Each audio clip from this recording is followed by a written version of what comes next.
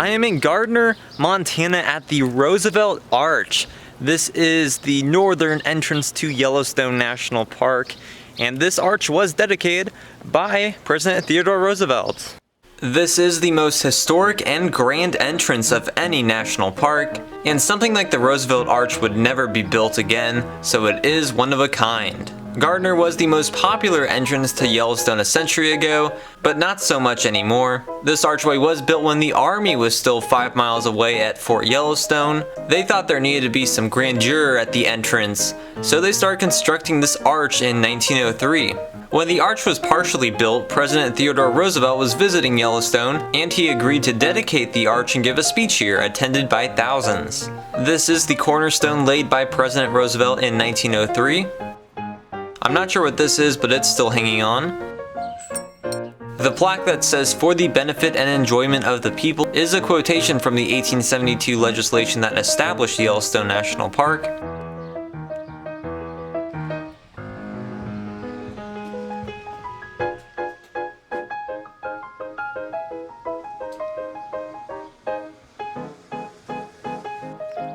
The arch is 50 feet tall, and it cost $10,000 to build back then, so it would cost about $250,000 now. President Roosevelt was no doubt an important conservationist who not only loved and respected great natural wonders like Yellowstone, but in office he created 5 national parks, 18 national monuments, over 55 wildlife refuges, and signed the Antiquities Act.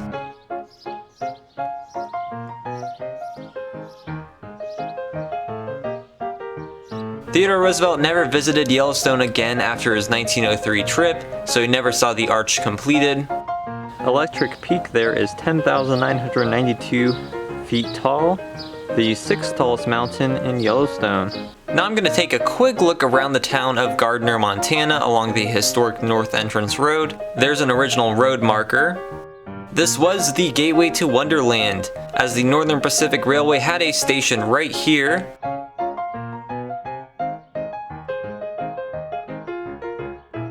This building housed the W.A. Hall Company, and that wall advertisement was painted in 1903. This was the W.A. Hall General Store until 1954, and it was basically an old-timey grocery store, and it's now a Yellowstone gift shop.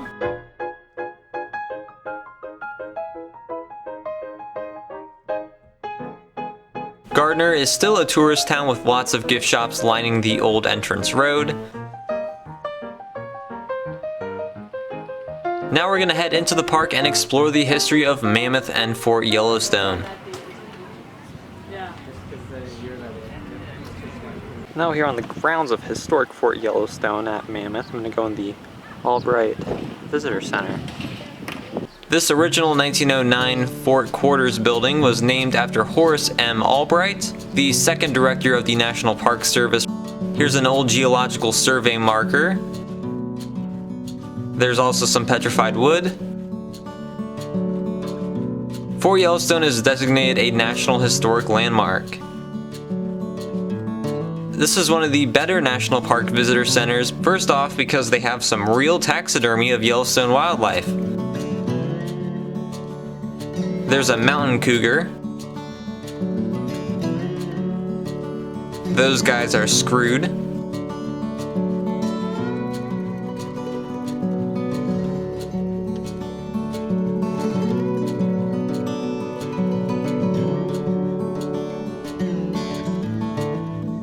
That's a bighorn sheep. They have their own museum in Du Bois, Wyoming.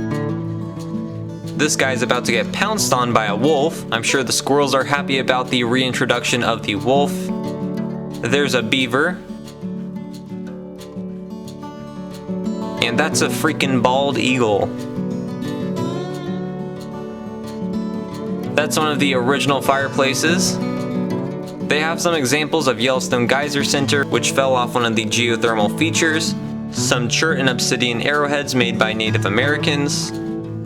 This is really cool to see the artist Thomas Moran's journal and sketchbook. He joined the 1871 Hayden expedition and made some amazing paintings of Yellowstone, which really helped encourage its designation as a national park for protection and also promoted early visitation. And this is the book he used on the expedition to make his sketches while here at Yellowstone. There's some binoculars and surveying equipment used during the early Yellowstone expeditions. Here's some artifacts used by the Army during their time here at Fort Yellowstone. Most men carried a Spencer repeating rifle around.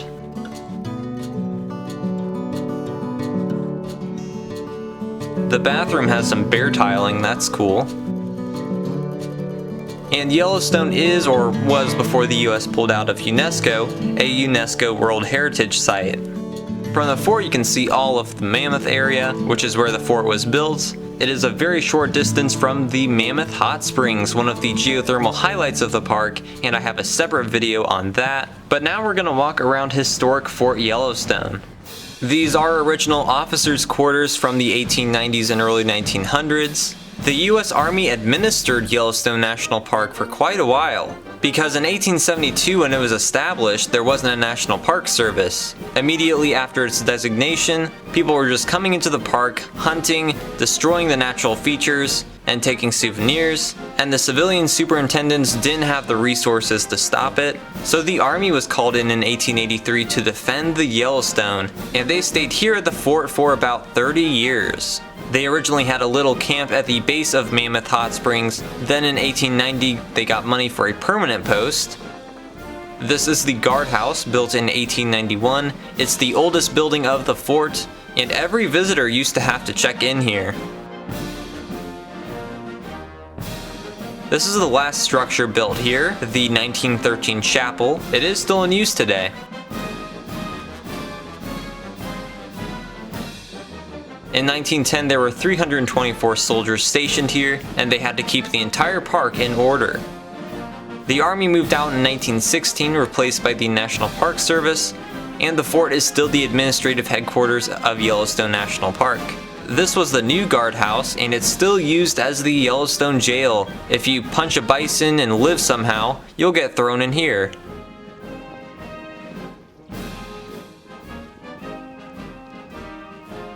There's an owl up in that tree.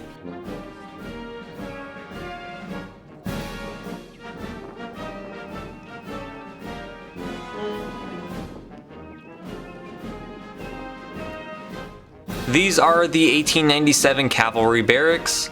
It could hold up to 60 men.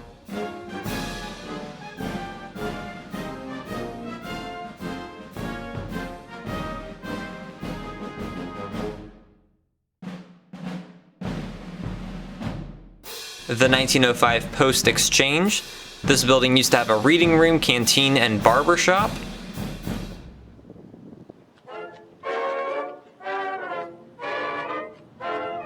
This is one of the later buildings built by Scottish stonemasons in 1909, and it housed cavalry troops, and it's now the main National Park administrative building.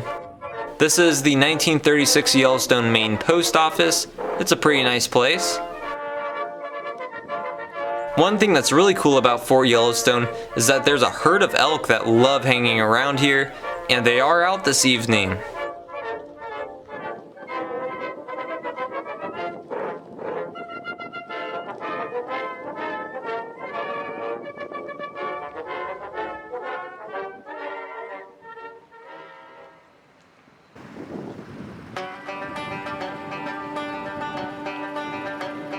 This is the historic 1938 Mammoth Hot Springs Hotel, which is technically closed for renovation, but the lobby is finished and open.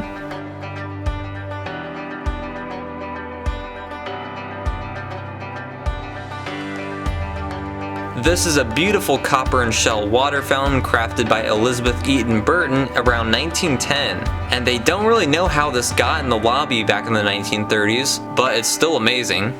But what's even more amazing is this, the Reamer map. It's a 17 by 10 foot map of the United States designed in the late 30s by architect Robert Reamer. It is made of 15 different types of wood and contains more than 2,500 pieces. It is absolutely stunning. And now I'm going to eat in the fanciful Mammoth Hot Springs dining room, which I do recommend.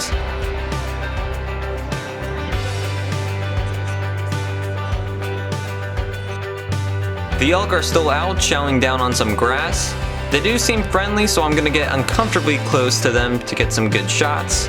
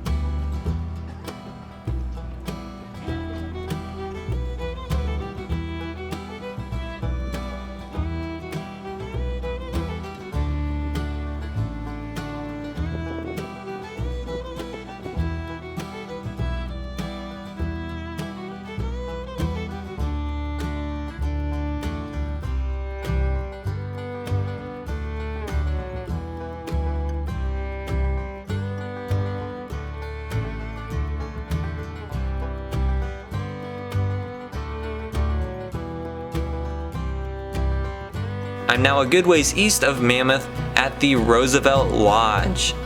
There's a horse-pulled carriage going by. That's something you can arrange up here.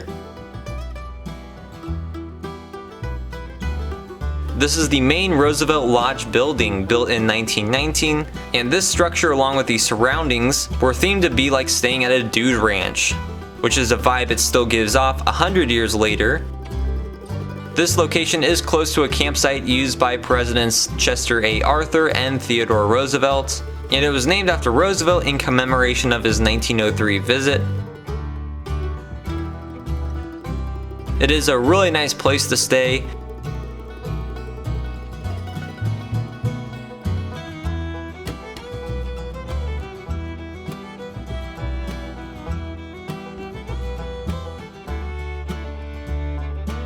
You can get breakfast in its dining room. The 1936 General Store has a Teddy Roosevelt bear out front.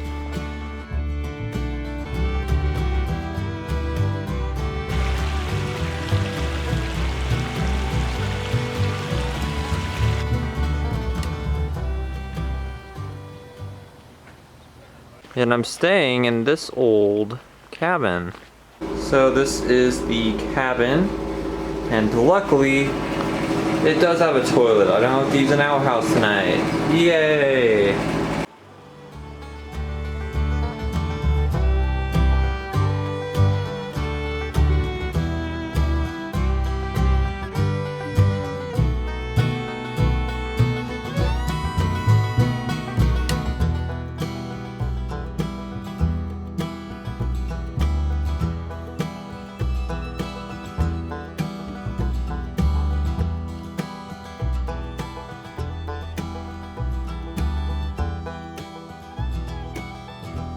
Please check out my other Yellowstone National Park videos, and thanks for watching.